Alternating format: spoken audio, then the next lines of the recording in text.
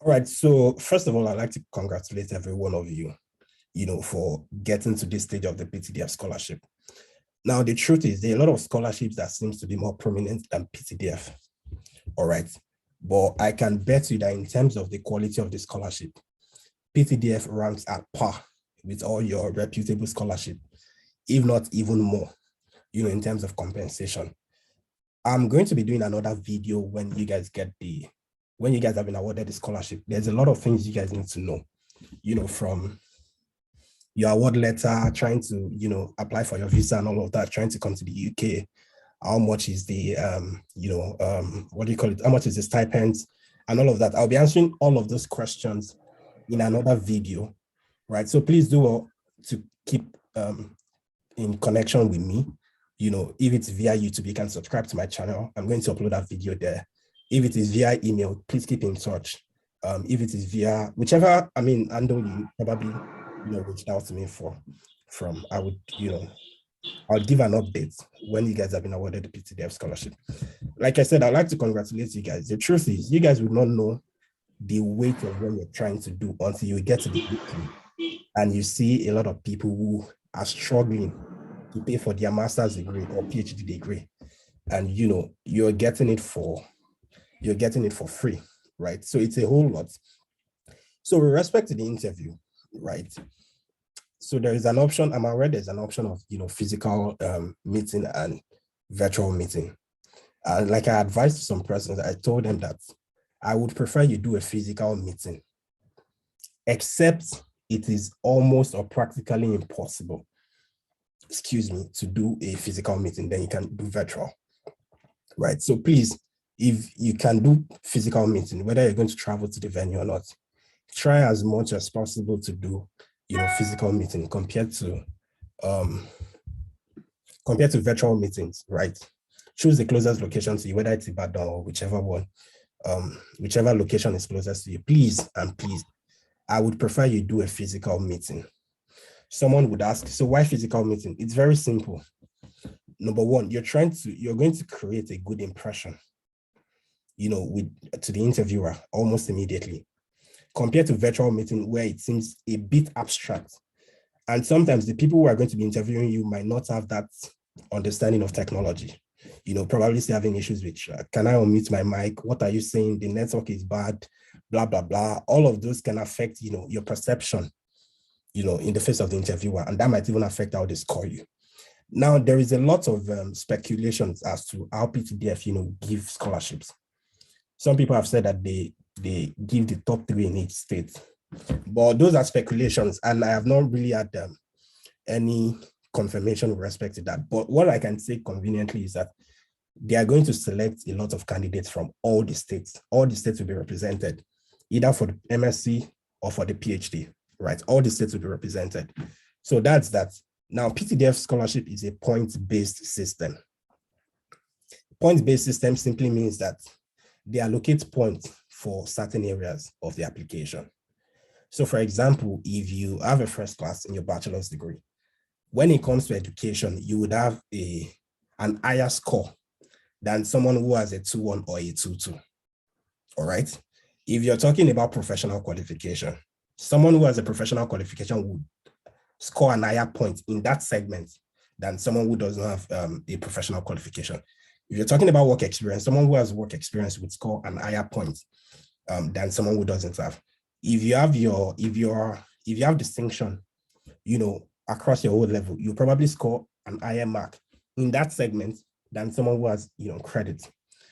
So for the interview, when you get there, there are most likely 6 questions they are going to ask you, or whichever other questions they're going to ask you will be centered around these 6 questions. Number 1 is the basic introduce yourself. All right, you do your basic introduction.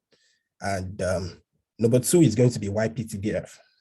Why not Chevening? Why not Commonwealth? Why not DAD? And all of those, scholarships. Why PTDF? Precisely. You are going to have to answer that. Number 3 question is which country? Why the country? Why United Kingdom? Why France? Why Malaysia? Why Germany? You would also need to answer that question. Number 4 is why the school you applied to. All right, you need to be able to answer the question of which school, why did you apply to Imperial College, Strathclyde, Southampton, and all of that. And finally, what course and why that course. What course and why that course. And more importantly, whatever answer you're going to give, make sure there is a link to the oil and gas industry.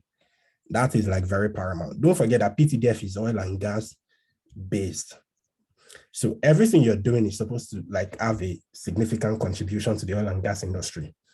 So if you're not able to establish that link, right, there's going to be, an issue. So please do well. I'm going to, I like the questions again. Introduce yourself, number one. Introduce yourselves, number one. Why PTDF? Why the country? Why the cost? Why the cost and why the school? And then the final one should be how to, create a link, between what you're going to study and what do you call it now? And oil and gas industry. Please, it's important. Any other question they're going to ask you will be centered around those 6 that I've actually mentioned, right? Like I mentioned to someone, your interview might not last more than 5 to 10 minutes, depending on the number of persons they're going to interview and how many people are available to interview people, So I would say that, please prepare for it, right? I know it's 5 to 10 minutes. Please prepare for it. All those 6 questions I've mentioned, make sure you have like a good answer for them. Right?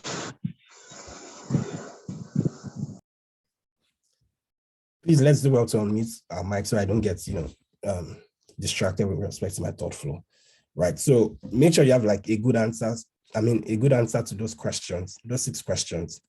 And afterwards, let's just trust God, all right, that you are selected for the scholarship. So I'm trying to see what else I'm supposed to touch. Okay, as a way of reminder, right? Please, if you have not started applying to your respective schools, this is the best time to apply. All right. And I mentioned to someone that you really never can tell the exact date PTDF is going to get back to you when you've been awarded the scholarship. So you're not going to wait to see, I'm waiting for them to award the scholarship before I apply. Excuse me, you might not have that luxury of time again. All right. If you have not started applying to all the schools, apply to as many schools as possible.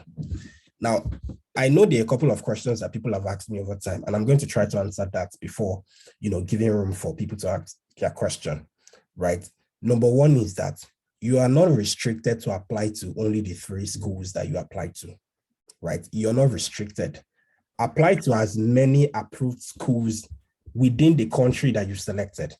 So for example, if you've selected the United Kingdom, apply to almost, if possible, all the approved schools within the UK, right?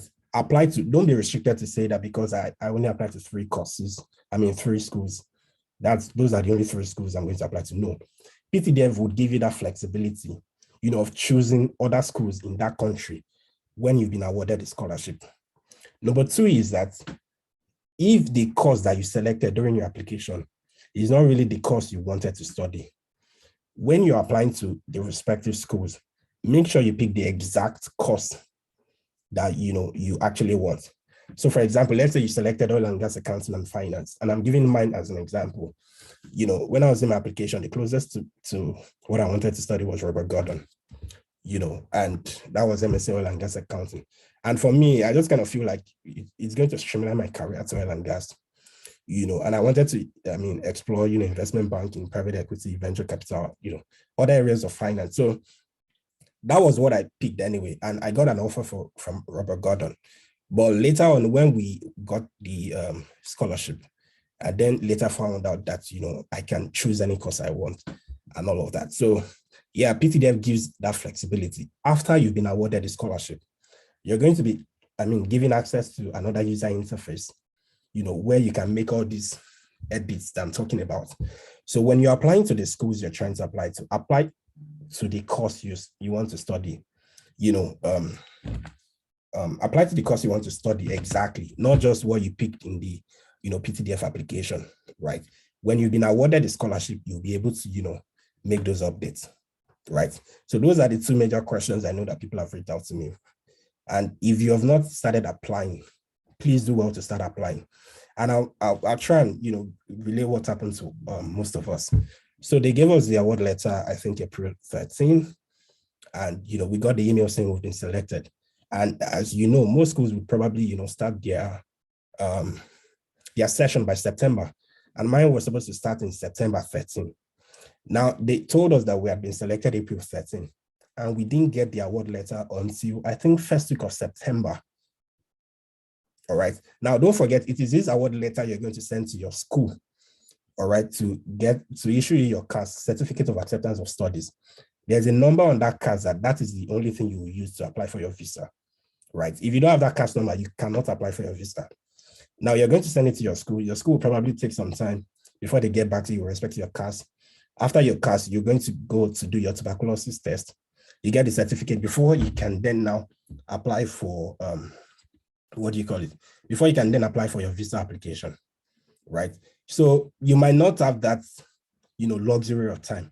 So when they sent me an email saying I've been awarded a scholarship, I reached out to almost every school that I had an offer with, and most of them were saying that it's too late to start in September.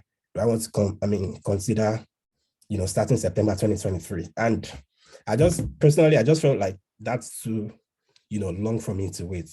And it was only one school, I think 2 schools or thereabouts, that reached out to me to say that I can actually start in September. Now, after we started the whole visa application and all of that, there were a lot of delays and all, and I couldn't meet up with my September intake, despite the flexibility. So what I did was that I reached out to a couple of schools if they had January start dates. And some told me that they had a January start date, and I was able to meet up with January start date. So I'm trying to tell you the reason why you should apply to as many schools as possible. So that if someone tells you that probably they don't have a January intake because of whatever delays and all of that, you can meet up with other schools. Do you understand? So yeah, that's it. So that's the reason for me asking you to apply to as many schools as possible, right? I know for some schools they might tell you to pay application fee. If you have the money, please go ahead, right? Believe me, it's an investment that is worth it. When you get to the UK, you'd actually know the weight of all of this, because you're not thinking about anything. When you're applying to jobs, you're applying to jobs because maybe you want to get the experience, you want to make more money.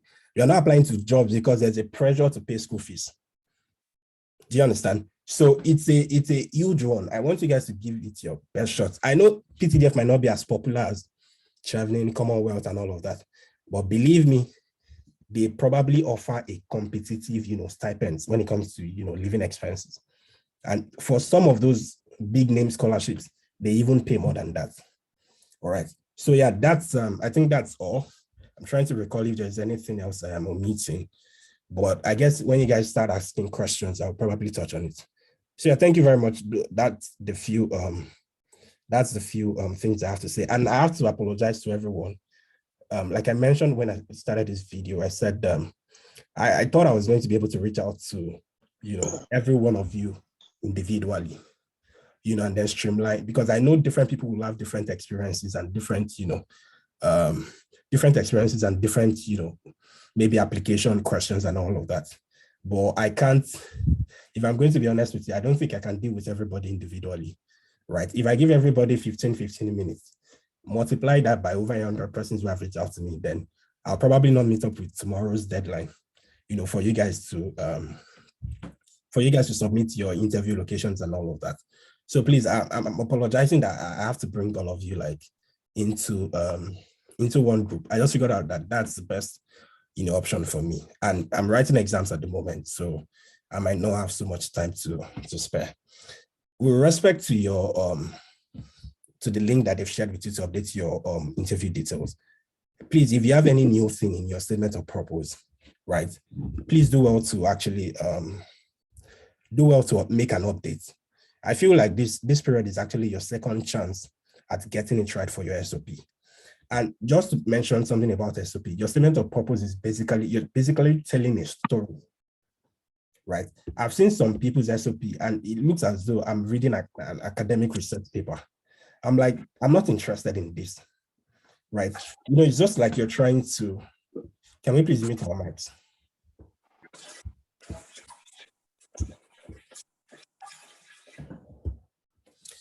it's just like you're trying to apply to jobs. You know, there'll probably be people who have the same qualification, who have the same first class, who have the same, you know, stuff like that. What's actually going to differentiate you from other people is your story, and the fact that your story reflects the value of the company you're trying to apply to, right? So when you're doing your statement of purpose, your statement of purpose simply talks about a story about you, a story about your academic achievements, your professional experience, your professional qualification, why you're applying to, where you're applying to, why the university, why PTDF, all right?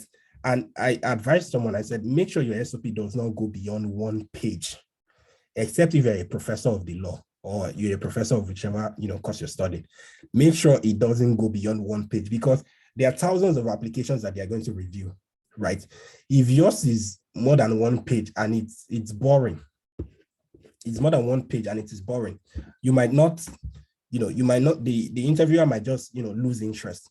And the thing about all these scholarships thing is that once people can buy into your vision, your story, you have an higher chance of being selected. Do you understand? And that, again, that's the reason why I'm emphasizing physical meeting compared to virtual meeting, right? Physical meeting, you can sell yourself out there. You know, you can create a very first impression and a lasting impression, you know, whoever is interviewing you. And then from there, you know, the person tells you that, I mean, the person in his mind says that I think this person is a good fit for the scholarship. So that's why I'm emphasizing physical meeting. However, if you cannot go for physical meeting, right? I know of someone who is currently in Spain who has been shortlisted. For someone like that, you don't expect to travel to Nigeria, you know, because of that. But if you can travel Lagos to Ibadan, you know, and all of that, please, it's an investment that is worth it, you know, because they are going to meet a lot of people physically, you know, who will probably appeal to them emotionally, you know, not to talk of someone who is just looking at his camera and then talking to you and all of that.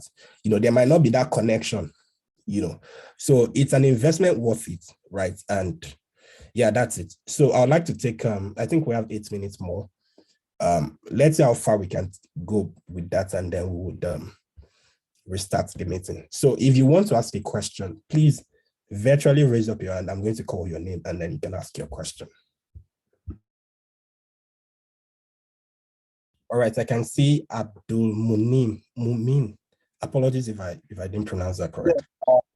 I can thank you very, very much for this opportunity. It's really, really helpful. You might not know how impactful it is, but it is very, very impactful. So my question is, during the application, you have explained, but I just want clarity. During the application, we actually selected 3 universities, which are our choices. Yeah, and basically, we were not informed that we should do any application to those universities, but you were explaining that we should make a lot of applications. Yeah, so that's sorry to cut you short. Just to quickly see, those are 2 separate things, and PTDF is not responsible for, you know, getting you an offer with those schools. Okay. I know there are some scholarships that do that. I can't remember on the top of my head. I know there's a Turkey scholarship that once you apply for the scholarship, they then source for the university within Turkey, you know, but PTDF is not responsible for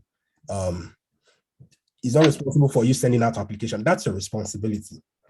Once you've given your scholarship, you would have a new portal where you need to upload, you know, your admission letter, you know, and stuff like that. Do you get? So that's your own responsibility. Okay. And it has to be the 3 universities you selected, or it can be any other university? It can be any other approved universities within the country you've selected. Yes. All right, that's clear. Again, just for me to put it here, when you've been awarded a scholarship, you would not have the flexibility of switching to another country. When you have been awarded a scholarship for a particular country, you would not have that flexibility to switch to another country of your choice. Do you understand? So if you pick the United Kingdom. So again, yes, United Kingdom. I think everybody actually, that was a limitation. Okay, if you pick the United Kingdom, you can't during your once you now have access to the user interface, you can't pick say you want to pick France. You will not even have that option, you know. So whichever school you've picked, I mean whichever country you've picked, just apply to as many schools, as many approved schools in that country. That should be your focus. Do you understand? Okay. Yes. So the last clarity is there like a limitation to the duration of time you can get admission? What if during the year the entire schools you applied for didn't give you admission? Does your Okay, scholarship so still stand? yeah, it stands for a year. So you have the opportunity to defer to a year, right? After a year, if you don't get an offer within that 1 year, you would actually forfeit the scholarship. Okay. So you mean this is now the right time to even start applying? Yeah, Or exactly. Whether you're even meeting up with September intake, January next year intake, or next year September, maybe you want to defer. This is actually the best time. So you don't want to get to after 1 year, after deferring, and then it gets to this period, then you now start having to, unnecessary pressure. Just apply as soon as possible. Thank you so much, Akim Boale. Very, very helpful. All right. I'll take Angela next. Okay, good evening, Akim. Hi, Thank you very much for this session. Yeah, my question is also about schools and courses.